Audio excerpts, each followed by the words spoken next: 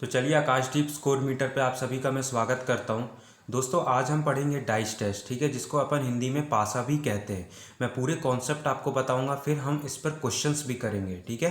तो चलिए स्टार्ट करते हैं। हमारा अगला टॉपिक जो रीजनिंग का है, बहुत इंपॉर्टेंट टॉपिक है और आपको कॉम्पिटिटिव एग्जाम में कितने कोई से भी आप कॉम्पिटिटिव एग्जाम दे उसमें आपको 1 से 2 क्वेश्चन आपको पासा टॉपिक से आपको देखने मिलेंगे, ठीक है। तो चलिए इस वीडियो में मैं आपको कॉन्सेप्ट 1 पढ़ाऊंगा, जिसमें आप यहाँ पे देख रहे होंगे, यहाँ पे मैंने लिख के रखा है, जिसमें हमको 2 डेफिनेशन पढ़ने हैं। पहला जो है वो जनरल डाइस का है, मतलब कि साधारण पासा, और जो दूसरा है वो है स्टैंडर्ड डाइस, मतलब कि मानक पासा। ये दोनों का डेफिनेशन मैं आपको इस वीडियो में बताऊंगा। साथ ही साथ फिर मैं आपको ये भी बताऊंगा कि किस प्रकार के क्वेश्चन हमको इस कॉन्सेप्ट से देखने मिलते हैं एग्जाम में, ठीक है। तो चलिए स्टार्ट करते हैं।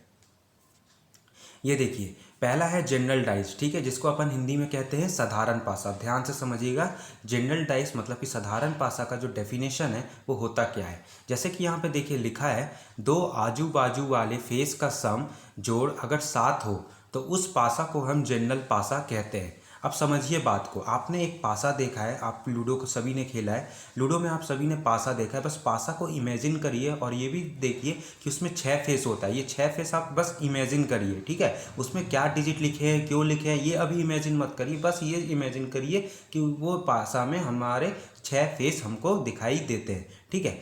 अब 6 फेस हैं हमारे पासा में। अब वहाँ पे जो 2 आजू बाजू वाले फेस है, मतलब कि 2 आजू बाजू वाले फेस कोई से भी हो सकते हैं, कोई से भी जो 2 आजू बाजू वाले फेस, जिसको अपन इंग्लिश में कहते हैं the 2 alternate figures, the 2 alternate face, ठीक है। अगर वो 2 आजू बाजू वाले फेस का सम या मतलब कि जोड़ 7 होता है तो वो पासा हमारा कहलाता है साधारण पासा। वो पासा को हम कहते हैं जनरल पासा। एक बार और मैं आपके लिए बता दे रहा हूँ, जनरल डाइस उस डाइस को कहते हैं जिसमें वो डाइस जिसमें दो जो फेस है, 2 आजू बाजू वाले फेस है, उनका जोड़ 7 होता है, ठीक है। तो वो पासा हमारा क्या कहलाता है, वो हमारा साधारण पासा कहलाता है। अब आपकी जानकारी के लिए इसमें एक इम्पॉर्टेंट बात ये बता दूं कि आपके जो एग्ज़ाम में क्वेश्चंस आते हैं वो साधारण पासा पे नहीं आते। बहुत कम क्वेश्चन आपको देखने मिलेंगे। अगर आप 100 कॉम्पिटिटिव एग्जाम देंगे तो उसमें से आपको एक ही पेपर में मिलेगा, ज़्यादा पेपर में नहीं मिलेगा, क्योंकि हमारे जो क्वेश्चन है वो आते हैं मानक पासा से, स्टैंडर्ड पासा से,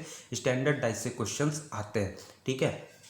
ये देखिए, अब स्टैंडर्ड डाइस मतलब कि मानक पासा का हम डेफिनेशन पढ़ेंगे।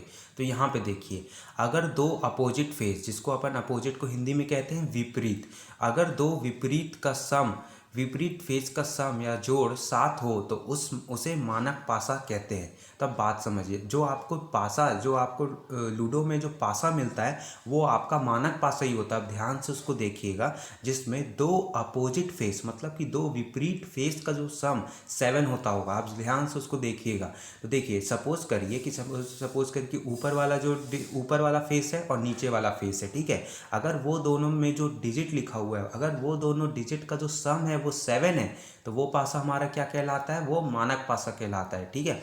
आगे पीछे वाले नंबर हो गए या फिर ऊपर नीचे वाला फेस हो गया, आगे पीछे वाले फेस हो गए या फिर ऊपर नीचे वाले फेस हो गया, तो ये दोनों जो है अगर जोड़ हम उसमें 7 होता है, दोनों जो नंबर लिखे हुए हैं, तो वो पासा क्या कहलाता है, वो आपका मानक पासा कहलाता है, ठीक है। तो अब जो क्वेश्चन जो हमारे आता है इस कॉन्सेप्ट से वो स्टैंडर्ड पासा पे ही आता है, वो साधारण पासा पे नहीं आता, वो मानक पासा से ही आपसे क्वेश्चन पूछेगा।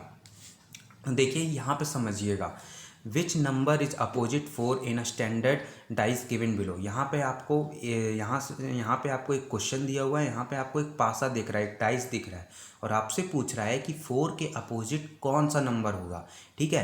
तो यहाँ पे आपको ये भी आप देखिए, यहाँ पे गिवन है कि ये जो पासा हमको दिया है ये हमारा स्टैंडर्ड पासा है, ये हमारा स्टैंडर्ड डाइस है, ठीक है।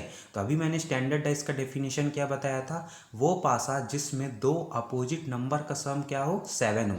2 अपोजिट नंबर का जो सम है वो अगर 7 होता है तो उस पासा को हम कहते हैं स्टैंडर्ड पासा, ठीक है। तो यहाँ पे जो क्वेश्चन है वो आप यहाँ पे डायरेक्ट बता दीजिएगा कि 4 का अपोजिट पूछा है और आपको पता है कि ये जो पासा हमारा स्टैंडर्ड पासा है, तो 4 का जो अपोजिट है वो यहाँ पे तो आपको दिख नहीं रहा है वो वाला फेस, तो 4 का अपोजिट क्या होगा कि जोड़ 7 हो जाए तो 4 + 3 7 होता है, मतलब कि 4 का अपोजिट 3 होगा, तो इसलिए ऑप्शन भी यहाँ पे करेक्ट होगा। लेकिन यहाँ पे बहुत सारे ऐसे भी बच्चे होंगे जो बेसिक समझना चाहते होंगे, तो मैं उसके लिए यहाँ पे एक लीनियर इक्वेशन बना के आपको बता देता हूँ। ये देखिए, 4 प्लस एक्स कर लिया, और हमको पता है कि स्टैंडर्ड डाइस में जो दो विपरीत फेस है उसमें जो नंबर लिखे उसका सम क्या होता है 7, तो 4 प्लस एक्स 7 हो गया। तो एक्स का वैल्यू अब यहाँ से लीनियर इक्वेशन में निकाल देंगे, 4 आपका उधर चला गया तो माइनस हो जाएगा, तो 7 माइनस 4 3, ऑप्शन बी करेक्ट हो जाएगा। ठीक है, तो जो क्वेश्चन है वो स्टैंडर्ड पासा से ही बनते हैं इस कॉन्सेप्ट में। ठीक है, मुझे साधारण पासा से आपको क्वेश्चन कहीं नहीं देखने मिलेगा। एक और एग्जांपल हम करते हैं, देखिए which number is opposite 3 in a standard dice given below.